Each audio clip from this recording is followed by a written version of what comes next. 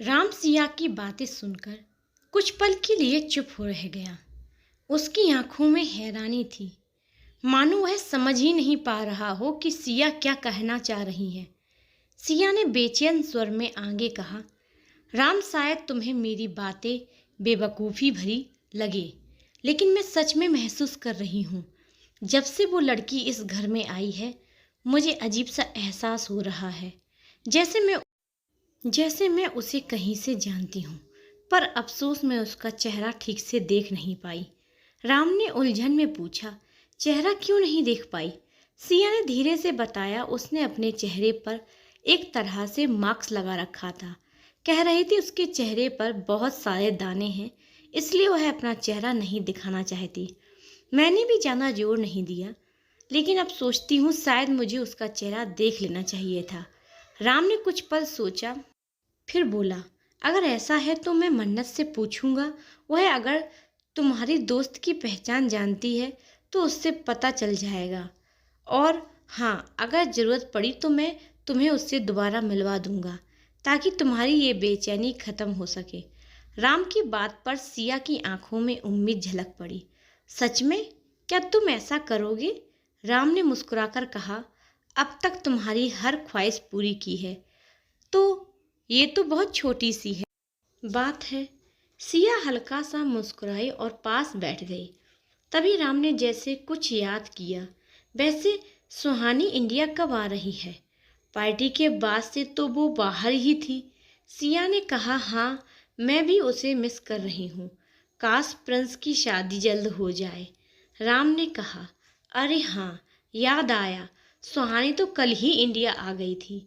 मैंने तो उसे कल सुबह नाश्ते पर भी बुलाया है। सिया के चेहरे पर खुशी आ गई। ये तो आपने बहुत अच्छा किया। मैं चाहती हूँ कि अब प्रिंस और सुहानी एक दूसरे के करीब आएं और उनकी शादी जल्द हो जाए। सुबह का समय, हल्की धूप खिड़की से झांक रही थी। जब सिया ने मन्नत के कमरे का दरवाज़ा धीरे से खटखटाया, अंदर मन्नत अब भी गहरी नींद में थी।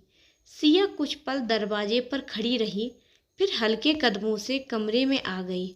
उसने पास जाकर प्यार से मन्नत के बालों को सहलाया और धीमे स्वर में बोला, बेटा, दवा लेने का वक्त हो गया है। मैंने नाश्ता भी तैयार कर दिया है। तुम नीचे आओगी हमारे साथ या यहीं मंगवा दूँ? सिया की आवाज़ पर मन्नत की आंखें धीरे धीरे खुली, लेकिन जैसे ही सिया ने उसे गौर से देखा, उसके चेहरे पर हल्की हैरानी उभर आई। तुम कल रात बाथरूम में ही सो गई थी क्या? कपड़े भी चेंज नहीं किए? मन्नत ने पलकें झपकाई, जैसे कुछ सोच रही हो।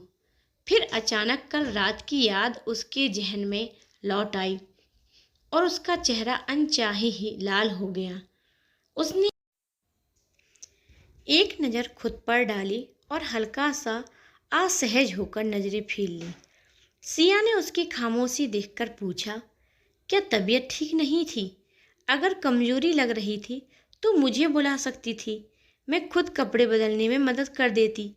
मन्नत के पास कोई जवाब नहीं था, बस होंठ भींचकर चुप बैठी रही। सिया ने मुस्कुराकर माहौल हल्का करने की कोशिश की, कोई बात नहीं, अगर तैयार होने में दिक्कत हो तो मुझे बुला लेना, मैं नाश्ता लगा रही हूँ, नीचे आ जाना। मन्नत ने सिर हिलाकर हामी भर दी। सिया जाने के लिए मुड़ी ही थी कि उसकी नज़र मन्नत की गर्दन पर पड़ी। वह रुक गई और हल्के से हैरान स्वर में बोली, ये तुम्हारी गर्दन पर ये निशान कैसे आए हैं? मन्नत चौंक गई और झट से अपने हाथ गर्दन पर रख लिए। वहाँ हल्के से दांतों जैसे निशान थे, जिन्हें छिपा पाना मुश्किल था। सिया ने भौहें सिकोड़कर कहा, ये तो अजीब सा लग रहा है, कहीं एलर्जी या रिएक्शन तो नहीं हुआ है? शायद दवा सूट नहीं कर रही है, मैं मोहित से कहकर दवा बदलवा देती हूँ। मन्नत के गले पर निशान देखकर सिया हैरान थी, लेकिन मन्नत के मन में एक अलग ही तूफान चल रहा था। वह सोच रही थी, दवा बदलवाने की नहीं, अगर बदलना है तो आपको अपने बेटे को बदल देना चाहिए। ये निशान किसी रिएक्शन के नहीं बल्कि कल रात हुए उन बातों के हैं जिनका जिक्र करने में भी मुझे शर्म आती है, लेकिन बोल ना पाने की वजह से वह बस चुपचाप सिर झुकाकर रह गई। सिया ने उसके बाल सहलाते हुए कहा, बेटा, जब से तुम्हारी आवाज़ चली गई है घर सूना सूना सा लगता है। मैं भगवान से दुआ करूंगी कि तुम जल्दी ठीक हो जाओ ताकि हमें सब समझ आए। मन्नत ने लाचारी से सिर हिला दिया। सिया वहाँ से चली गई और मन्नत ने सिर पकड़ लिया। कल रात की बातें याद आती ही उसके भीतर बेचैनी भर गई। मैंने ऐसा क्यों होने दिया? मैंने क्यों प्रिंस को इजाज़त दे दी? नहीं, अब मुझे उनसे दूर रहना होगा। अगर ये चलता रहा तो मैं हार जाऊंगी और ऐसा मैं होने नहीं दूंगी। वह उठी और बाथरूम की ओर बढ़ गई। नीचे कुछ ही देर बाद डोरबेल बजी। राम, जो सुबह चाय के साथ अखबार पढ़ रहे थे, मुस्कुराए और दरवाज़ा खोलने चले गए। दरवाजे पर सुहानी खड़ी थी, महंगी ड्रेस, प्यारी सी स्माइल और आत्मविश्वास से भरी। राम मुस्कुराकर बोले, बिल्कुल टाइम पर आई हूँ। मानना पड़ेगा तुम बहुत पंक्चुअल हो। सुहानी ने हल्की मुस्कान के साथ कहा, बिजनेस में सबसे पहले यही सिखाया जाता है, समय पर काम पूरा करना। राम ने सराहना करते हुए कहा, सच में तुम्हारे माता पिता को तुम पर गर्व होता होगा। वे दोनों अंदर आए ही थे कि सिया ने डाइनिंग एरिया से आवाज़ लगाई, ब्रेकफास्ट तैयार है, सब लोग आ जाइए। सब डाइनिंग टेबल पर पहुँचे, लेकिन प्रिंस की कुर्सी खाली थी।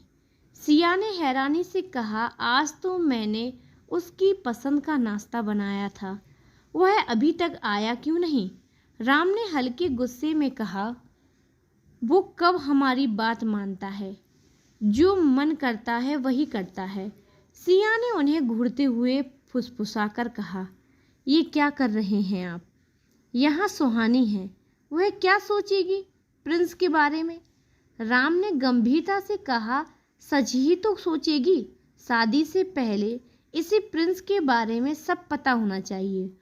उन्होंने सुहानी की तरफ देखकर कहा, बेटा, मेरा बेटा बाहर से सफल है, लेकिन स्वभाव से थोड़ा जिद्दी है। जो पसंद ना हो उसकी तरफ देखता भी नहीं, और जो बात मन को चुभ जाए वह कहने से नहीं रुकता। राम आगे कुछ कहते उससे पहले ही सुहानी मुस्कुराकर बोली, अंकल, अंकल, मुझे पता है, मुझे ऐसे लोग ही पसंद हैं जो अपने मन से जीते हैं, किसी के कहने पर नहीं।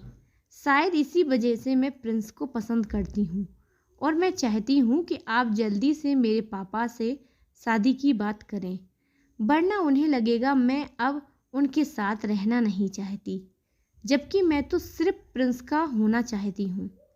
राम और सिया ने एक दूसरे की तरफ देखा और हल्की मुस्कान आ गई। सिया ने मजाक में कहा, तो मतलब तुम बहुत एक्साइटेड हो हमारे बेटे की दुल्हन बनने के लिए?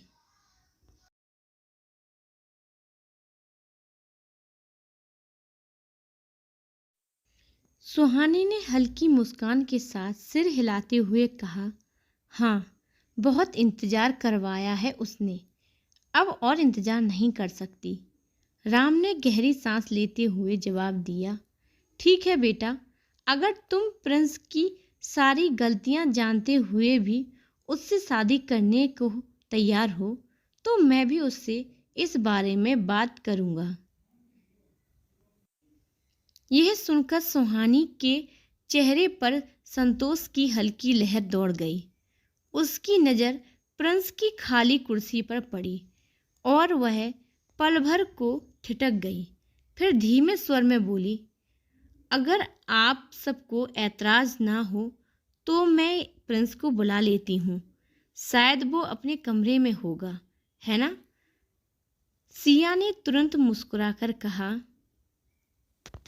हाँ बेटा, वो अपने कमरे में ही होगा और तुम्हें इजाज़त लेने की ज़रूरत नहीं है।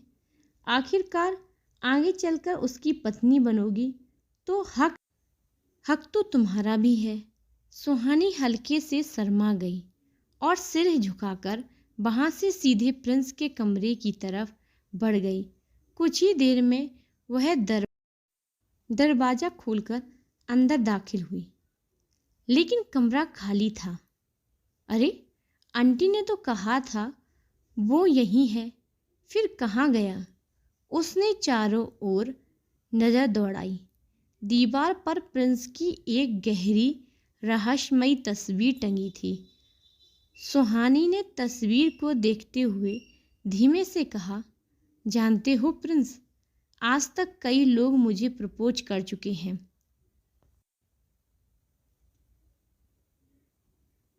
लेकिन मैं सिर्फ तुम्हारे एक इशारे का इंतजार कर रही हूँ।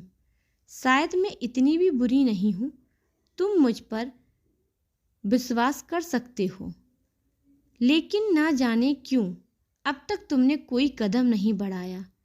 उसकी नज़रें बैट की तरफ गईं और उसने हथेली से कपड़े को हल्के से सहला दिया।